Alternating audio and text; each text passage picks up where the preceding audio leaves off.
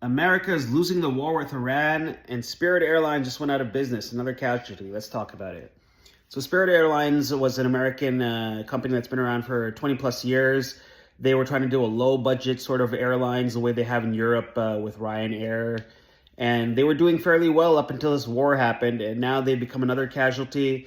One of, I'm sure, hundreds, if not thousands of businesses around the world and even in America that have gone out of business because of the rising cost of fuel, the rising cost of everything because of this war.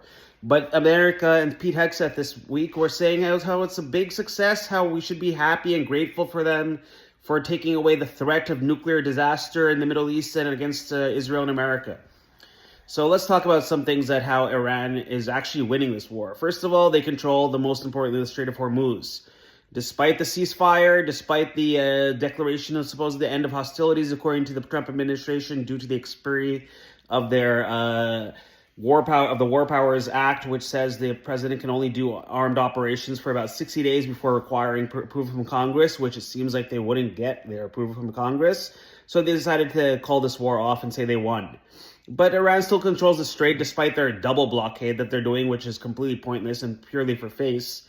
And oil prices are still super high. Fertilizer prices are going to go up.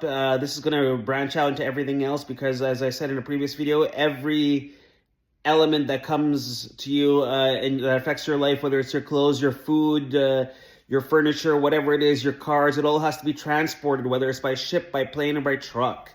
So all that means fuel, fuel, fuel. And we're just going to see more economic hardship come and more denial and more accusations of disloyalty from this administration as they get more shrill and more desperate to prove that they actually won this war. But the fact is, America's been losing wars in the Middle East for 30 years. Most of my adult life, they lost in Iraq, they lost in Afghanistan.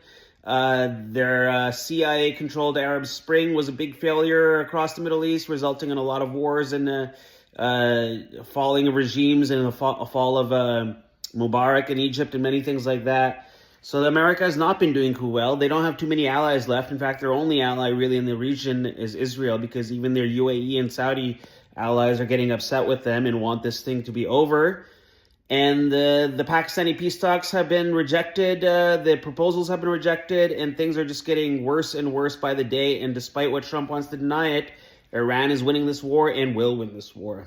But what do you guys think? Let me know. Have a good night.